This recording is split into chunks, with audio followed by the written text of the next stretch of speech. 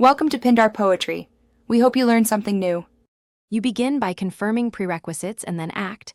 Check available free space and set a clear target, such as 10%, 20%. Backup essential files to an external drive or cloud so you can restore anything accidentally removed. Once done, close all applications and pause background sync services to prevent file locks. If your system supports it, create a restore point.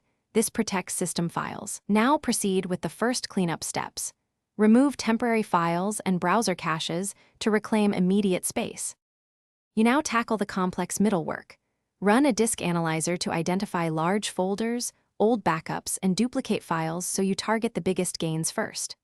Once identified, uninstall unused applications, including optional language packs and bundled trials, because apps often hide gigabytes.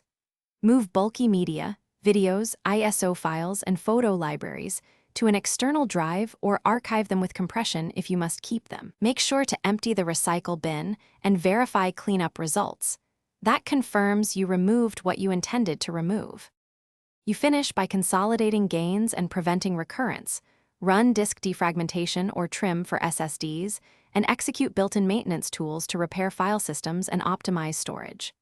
Once complete, verify free space meets your target, then re-enable sync services and test key applications to ensure nothing broke. If something goes wrong, use your backup or restore point immediately.